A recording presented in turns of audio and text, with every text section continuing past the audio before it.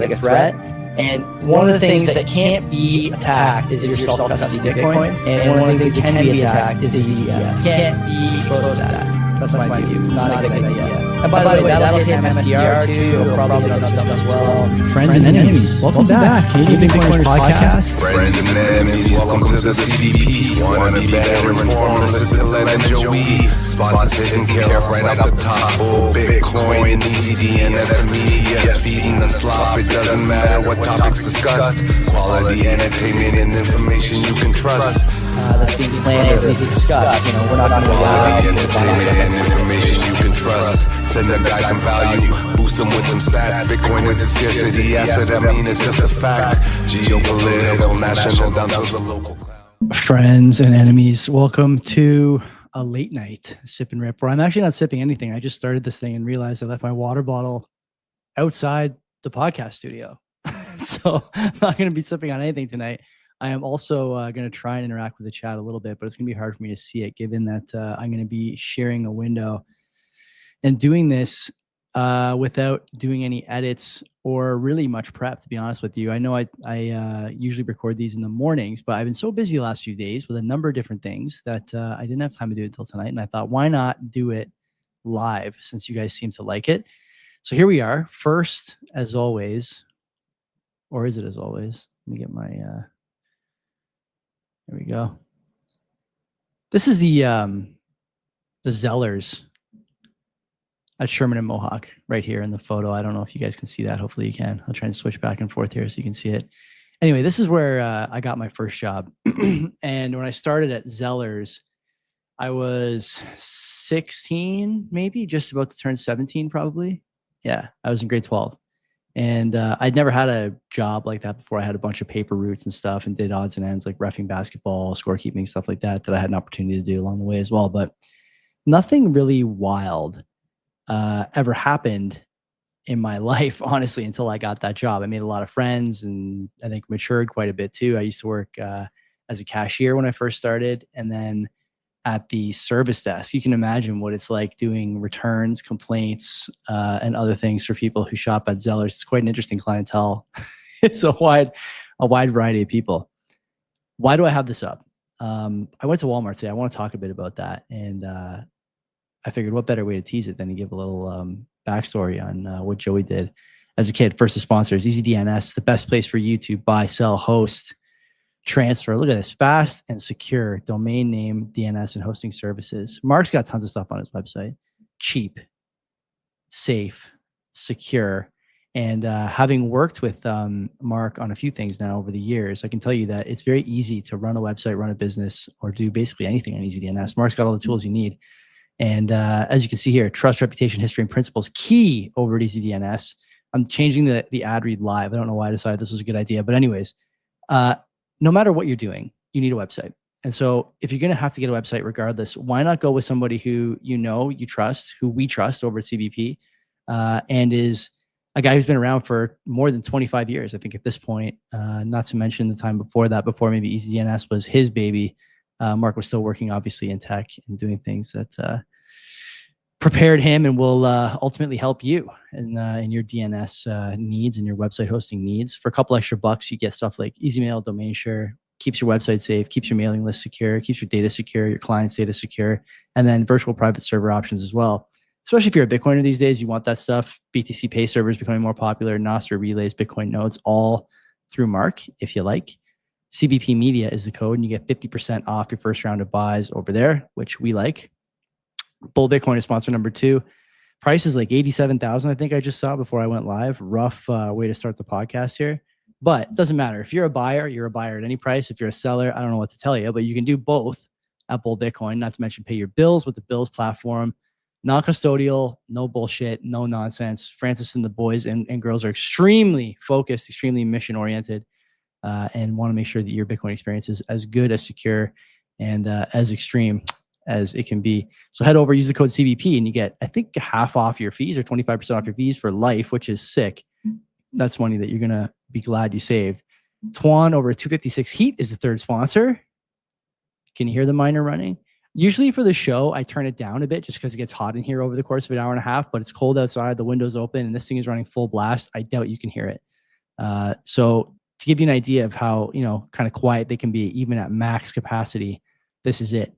Tons of stuff available with Twan. He's selling fans right now. I saw on his Twitter feed. If you need to pick up a fan or 2 or 3 or 10, he's got your back. He'll be on the show pretty soon, actually, talking about some of the developments in his world, not just with 256 Heat, but just in home mining in general. He's an enthusiast, to say the least, a professional as far as I'm concerned.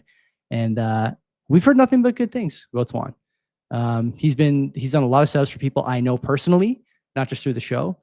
And every single person who interacts with him says not only is he a super bright guy, but he's super friendly, super accommodating, and very reasonable. So very excited to have him as a sponsor. Head over to 256heat.com.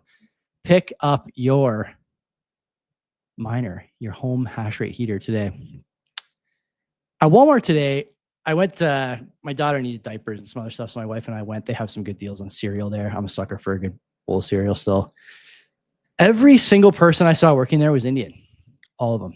And I just want to point out that, like, if you look at the youth unemployment rate in Southern Ontario, between 15 and 24, second quarter Q2 or Q2 225, almost 17% unemployment, higher than the national average. And obviously, I don't think takes into account the number of kids who are just not looking for work because they just don't bother, or because they know it's not going to pay that much. They can't compete with cheap foreign labor on their home territory. Heard a couple of different conversations at the store. This was one in Waterdown, so a little bit away from our house, but not too far. Not in English. I don't know how you can look at this and other immigration related data and say that everything is fine. I don't have the tweets as part of the show tonight because I don't think it's fair to necessarily comment on the things that other people say about immigration that I think shows they are leaning toward what used to be an extreme position, this idea that we have to just stop immigration entirely or close. Rabidou is one, Luke Roman another. I think most people now are seeing that the rational position has always been very, very limited immigration. And we'll talk about certain immigration from certain areas next. But the idea that this is an extreme position is fading very quickly, much more quickly than I think anybody imagined it would. And it's in part because of what the president's been saying about the latest Somalian scams in Minnesota. More than $1 billion since COVID funneled to Somalian terrorist groups, governments, Somalian residents, a complete nightmare and disaster, and a scam that should have been expected. Let's listen to Trump talk about Somalia. The people from different countries that are not friendly to us, and countries that are out of control themselves. Countries like Somalia that have virtually no government, no military, no police. All they do is go around killing each other. Then they come into our country and tell us how to run our country. We don't want them. What are you talking? You got to talk up. She said how many countries? Is there a list? Well, I guess we gave you 19, right? There's probably more than that. Is that what you mean when you mean third world countries, those 19? No, I don't think they're all third world, but in many cases they are third world. They're not good countries. They're very crime-ridden countries. They're countries that don't do a good job. They're countries that don't register from the standpoint of success. And we, frankly, don't need their people coming into our country telling us what to do. When you talk about I'm talking about like Somalia, where you have a congressman goes around telling everybody about our Constitution, and yet she supposedly came into a country by marrying her brother. Well, if that's true, she shouldn't be a congressman, and we should throw her the hell out of our country. So that's a harsh clip. Or is it? I don't know about the marrying the brother commentary there. I do know, though, that he is correct, both directionally and in terms of his instincts, as far as should we be letting a number of Somalians into the United States. I say we, it's sort of the royal we in this case. Obviously, I'm Canadian. We'll talk about Canada in a bit, but he is correct, obviously. Somalia, one of the highest crime countries on the planet, heavily, just barely governed at all. Country sort of in name only, certainly not by function or by capability. High on the gold machine gun index for people who've been listening to this show for a long time, very high on that. We see here on just a simple Google search, and Google always slants these results away from the truth, unfortunately, but even Google can't ignore this. Violent crime is widespread, kidnapping, significant risk for foreigners and locals, piracy. This is not stealing movies. Attacks against ships continue in the coastal waters of the Indian Ocean and the Gulf of Aden, with pirate groups recently increasing their activity. Human trafficking, illegal roadblocks, financial crimes, weapons, tons of stuff. And this is sort of the bullshit part here, right? Weak governance, corruption, traditional justice, and instability contributing to these crimes. What about the Somalian community in Minnesota that just stole $1 billion over 5 years? Which of these 4 things is prevalent in Minnesota? Arguably none. It raises some interesting questions. Here's a list of the Minnesotans, in quotes there, from Libs of TikTok, charged so far, 75 people. Not a single, even adjacent to American, adjacent to Anglo-Saxon name. I don't know how. The reason I'm bringing this up is not because I'm, suddenly interested in Somalian culture. I'm not. I don't care. It's an inferior culture from an inferior country, an inferior part of the world. What's interesting to me and what's important to me as a father, should be important to you as a father or someone who cares about the place that they live, is all these people came over legally, it sounds like.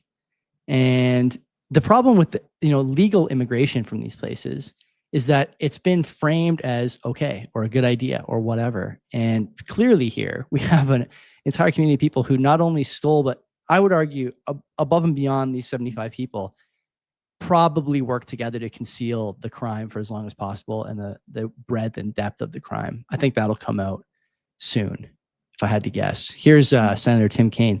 It seems like the Democrats have just continued to pick the most retarded people as vice presidential candidates over the last few years. Tim, Kamala after that, and then obviously Walz recently was in the news. I didn't pull his recent tweet, but I mean, he's a tard as well, as Trump says, the other day. Crazy times we're living in here in the media. Let's listen to Tim. Go after a criminal to the full extent of the law, but don't say that all Afghans in the United States, those who served with our military and who lost their lives and their health and their families in many ways by doing so, don't say that they're all bad. Don't say that people who come from third world countries are bad. Virginia, about 1 out of 9 of us is an immigrant, and our immigrant communities in Virginia have been an enormous source of strength to our Commonwealth and to our country, and it's wrong to target them all for the bad actions of an individual. Go after So I have a real problem with this comment as well. Immigrant communities are not all created equal. If you look back at what came from the world wars, you have immigrants, Italian, Polish, many different kind of European, dare I say, like Judeo-Christian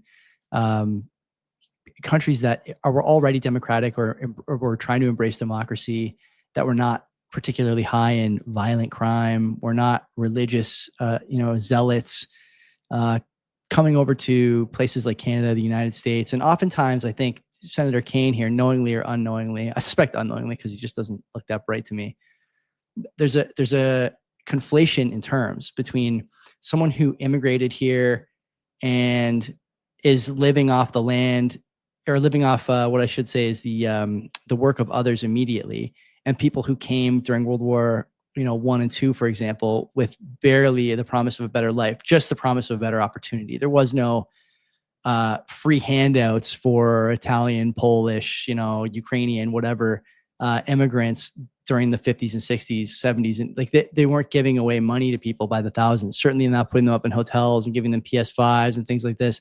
Equating current immigration and current immigrants with past immigrants is insulting to me. I think should be insulting to you too if you're part of that crowd. I would even say people who came here in the 90s and 2000s should be insulted by that. And I know many of them are. I hear from a lot of you guys, many different colors, races, ethnicities, religions, countries of origin. You're sick of it. I've talked to many of you guys through the show and obviously in private as well through my personal life and some of the stuff I do outside of the podcast. I hear this all the time. This has to stop. This idea that, there needs to be immigration from places where people are more likely to kill each other than they are to start a business. It has to stop. Or more likely to steal from the new home nation than they are to start a business or to graduate from high school. It has to stop. We've seen the data.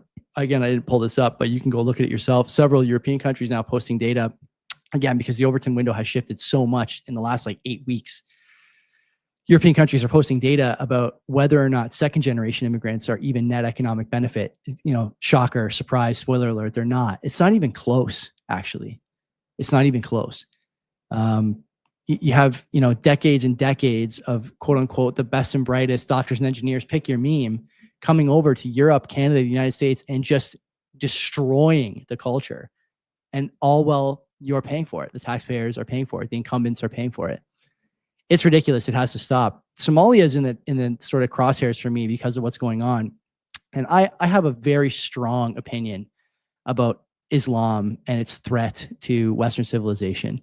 I have a daughter. It's not compatible with women's rights. It's not compatible with LGBT rights. It's not compatible with the idea of Christian values or living a certain way. And by the way, I'm not afraid to say that that's a superior way of living, not because I think, quote unquote, my God is better than your God. I don't care about that. The civilizational curves of those two sets of values tells the story. It's not a debate. You can pretend it's a debate, but it says more about you than it does about me. 99% of Somalians in Somalia are Muslim, Sunni Muslim. The total Muslim population is 19 million.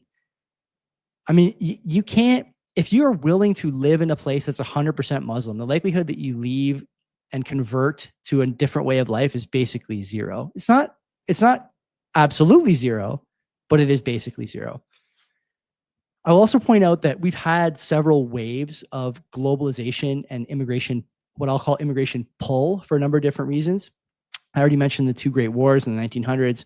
There's been others as well. As technology improved, we saw, I think, really high IQ, good people come from some of these countries who truly wanted to get out and try something different and change the life that they were leading, which included abandoning this oppressive religious idealism.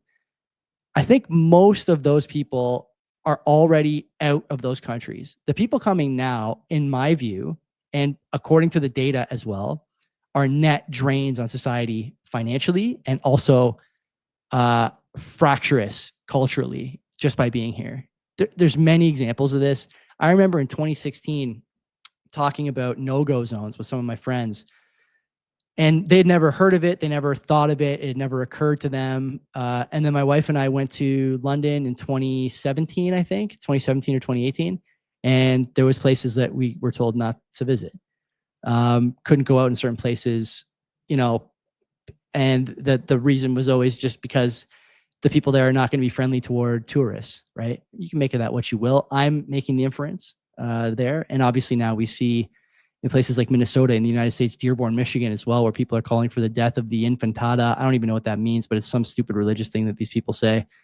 There is no fix for this domestically. You have to address this a different way. And it seems to me like what's becoming popular is remigration. I don't know what that would cost in terms of, I mean, dollars and cents for sure would be an incredible burden, but manpower, does the United States have the cultural capacity for a program like that? It might. If any country does, it's them. But it's just like, how did we get here? And the answer is we got here because we pretended, like all people all over the world and all cultures were all the same. Raises two questions, obviously. You don't have to be a genius to think of these questions.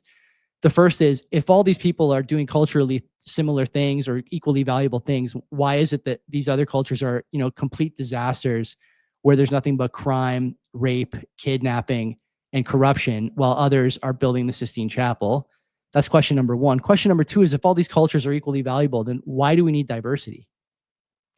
These are important questions that weren't being asked 5 years ago that suddenly everybody is asking. And they're not asking them because they want to, or they're not asking because they've gone through a period of deep introspection. People in Michigan are asking them because there's people in the streets calling for their death. Minnesotans are asking them because they've had $1 billion stolen from their coffers. There needs to be introspection from these people in these groups at some point. I don't know what's going to trigger it, but I feel like we're getting closer. In Canada, in Europe, they've imported tons of Muslims over the last little while, like an unbelievable number almost. It's just like it is almost a crime what's been asked of Europeans over the last little while. Almost a crime. This is an important number here. In 2023, immigrants from Muslim majority countries accounted for 13% of total US legal immigration, 150,000 people. The foreign-born Muslim population represents 1.1 of the total US population. I have made this challenge offline before. I think I might have said it on CBP, but I'll say it now. I challenge you to find a country that is like more than 12 or 13% Muslim that you would live in or raise kids in. There isn't one. And so if you take this 1.1% and you look at the declining birth rate among Native Americans, that includes European immigrants, it includes Indian immigrants from years ago, and even immigrants from Muslim countries years ago. The birth rates for those groups are falling precipitously, and they are being outproduced and also just being outgunned by the number of people coming over and chain migration and dependent migration, all these different things. In Canada, again, AI will do whatever it can to tell you that this is like not what's going on, but here we are in Canada, a distinct pattern with accelerating Muslim immigration over successive decades. Between 2001 and 2011, it was about 19% being Muslim, and now it's about 63% of the total Muslim population were immigrants. Those are huge numbers. And again, I feel like we have to say this now because I have a family here. I don't want to leave. I know Len and I talk about this on the show. I'm not interested in leaving because we refuse to accept that some people come here and just don't have what it takes to live in a Western society. Those, again, harsh words, but I challenge you to point to statistics or data that shows me that I'm incorrect in that assessment, because I don't see anywhere. Germany, sort of a fun experiment in this. Obviously, we talked about it, and it's been really one of the biggest factors in allowing for immigration from these places to go on basically unfettered for decades at this point. We need to bring in third world migrants to pump up GDP, raise the tax receipts, and help pay for the social safety net. Now in Germany, they're telling Germans, high income, high productivity Germans, you have to work longer because you have to pay for the migrants. Maybe not in those exact words, but you can do the math yourself. It's a mess. This is a mess everywhere. And CTV and CBC and CNN and NBC can only frame these opinions as far right for so long. I'm not an unreasonable person. I'm not a racist. I'm not a xenophobe, not any of those things. I look at the data. I look at my own community. I look at the community from which I moved a few years ago. I look at communities like Toronto, Vancouver, some of the large metropolitan areas here in Canada and the United States. I watch the videos online. I see the patterns. And until someone shows me a pattern to the contrary, I'm unwilling to change this position. I think everyone else should be too. This is the audio-only version of the clip. I couldn't find it before. This is Stephen Miller, Trump aide, Trump cabinet guy. The Democrat Party is organized around one essential command: no limit of any kind can be placed on the entry of third world migrants. The failed states of the world must be allowed to empty themselves out into America, and you must pay for their every need forever. I think there is like a racist undertone to some of the comments here. Yeah, like white replacement. The thing is that even if you don't think that white replacement is the goal, it is going to be the outcome regardless. And people are naturally upset about that. I don't know that it's going to continue at a pace that needs to concern anybody. It seems to me like this is changing quite a bit. But I just want to point out Miller's comment, because on the economics side, we're seeing all over the world now, and shout to Larry Lepard for mentioning this on the Bitcoin side as well. The big print is coming. There is no way to pay for the programs that the government must pay for to prevent riots. And what they've done by bringing in third world migrants is add another fault line, add another danger, add another issue, add another welfare requirement, you pick your phrase there. But the idea that this is going to work forever it's obviously not true. So if there's a natural stopping point for this anyway, a natural limit, then we need to either know what it is or we need to stop now before we reach it. And I think either of those positions are reasonable. The latter is the one that I think we should take for now. Let's talk about the Canada-Alberta MOU. So there's going to be a pipeline, maybe. We want to do a pipeline to the coast on the west coast of the country. This is an interesting kind of political game of chess here. There's comments in here and requirements in here that they have to find a private sector financer. The indigenous people have to be consulted. A number of other different things. You can look this up yourself. This is on the PM website. I find this fascinating because I actually don't think the pipeline gets built, and I'll tell you why. Here's what I see. I see Carney and Smith, who I don't think see eye to eye on energy. Number one, on energy sourcing. Number two, I see two people who are at odds in terms of their political incentives. And I see Eby as more easily aligned with Carney than he is with Danielle Smith. Here's how I think this is going to look. Carney gets to say to Albertans, look, I signed the MOU. I signed off on this. I've done my part. Ottawa has cooperated with Alberta. We made some significant concessions here. We're still talking about 2050 emissions targets. We're still talking about Indigenous rights, but I signed off on it. If you guys can figure that out, the federal government will back you 100%. Great. Now he gets Alberta off his back. And he also gets the oil and gas people off his back. So that includes Ontario Conservatives probably and a few other groups that are keen on this particular portfolio. For Smith, I should say, let's start with Danielle. For Premier Smith, she scores points with her more reasonable base, the mid-curve base of her supporting of her constituents. They want to see a cooperative Alberta work with a Ottawa that is operating, or at least appears to be operating in good faith. I think that's happening here. And it takes real steam out of the separatist movement, I think, because now you have a government that's cooperating on your biggest issue. What other issue do you have that requires you to separate from the country? If your resources are unlocked, then that's really a significant move to halt that separatist impulse. So that's interesting. Now, Eby comes into play. I think Eby's going to be the guy who stops this. And I'll tell you why I think he's going to be the guy who stops it. Number one is he's NDP, so he has a benefit. He would benefit greatly, I think, from being able to say to his constituents, I don't care what Ottawa says. I don't care what Danielle Smith says. We are for the people. We're protecting the Indigenous rights. We're protecting the coastline. We're protecting nature. We're sticking to our climate goals. We're protecting, quote unquote, real projects. Are these real projects in the room with us right now? David Eby, please let me know so I can write it down.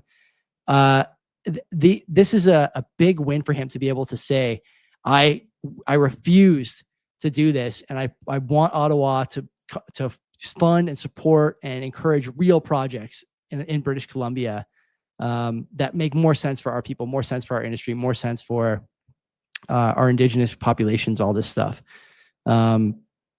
It's a win-win-win all the way through, and nothing has to happen. Nothing has to happen. Very rarely do you see this, but the Prime Minister, to his credit, and I was talking about this with Mark a little bit, he's running what's basically a center-right platform. I cannot really argue with the themes of his platform so far.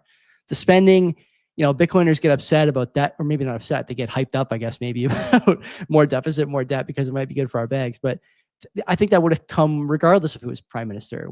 I do think there is no stopping this train, as Lynn says. And as far as the social programs and stuff, I see a much less focus on in vogue social issues than I do on economic issues in the country. I applaud it. I'm cautiously optimistic. I've been cautiously optimistic. But at the end of the day, I think that the currency is really where the problem is, and the deficit's really where the problem is. And this is the case everywhere. And so whether Mark Carney is the PM, Danielle Smith is the PM, David Eby is the PM, Pierre is it doesn't matter. It doesn't matter. It's just going to be like this. And it's going to get worse and worse. Let's talk about the Coinbase. I love this. The Coinbase UBI platform pilot begins in New York. $12,000 in USDC given to 160 people in New York. So I don't know how that's going to work, but payments started in September, $800 monthly plus $8,000 lump sum in November, and the program ends in February. The funds come from Coinbase's donation to a nonprofit after it shut down its philanthropy unit 2 years ago. So there you go. Some New Yorker is going to be experiencing life on the high road, living in the lap of luxury on $800 a month plus an $8,000 stipend, I guess you'd call it. I continue to believe, again, in keeping with, as I try and rip the pasties from my mouth here, in keeping with unpopular commentary tonight, I think that the problem with the people who get UBI is not the UBI itself. If you gave me $800 a month, I'd find something productive to do with it. I'd buy new equipment. I'd spend more on the podcast. We'd increase production value somehow. But if you give a guy who sits on the couch all day $800, you're going to get $800 of value that guy thinks is valuable. And I don't think that that's the answer for this. You know, we talked about Snap on this show, the Sip and Rip, but also we've talked about it for a number of months now since that payment system was halted or at least slowed down for a bit. The problem isn't necessarily the money. It's that the people who get the money don't know how to spend it. They don't know how to feed themselves in a healthy way. They don't know how to go to the gym. They don't know how to help their kids. They don't know how to do fuck all. They don't know how to do fuck all is the fact of the matter. And so you have to stop giving people who are dumb and lazy money. You have to give them work and education. And unfortunately, as is the same in the drug and abuse silo, like addiction silo, pretty soon it shouldn't be their choice. Shouldn't be their choice. They should either be going to school. You can't have NEETs, not an education, education, employment, or training. Can't have that in a modern society. You need to have people working, producing, contributing, and maybe most importantly, finding a sense of purpose for themselves to avoid living in the slip, as my brother-in-law likes to say. This is a sort of gimmicky, crypto is cool, but it's not going to work because the people involved don't have what it takes.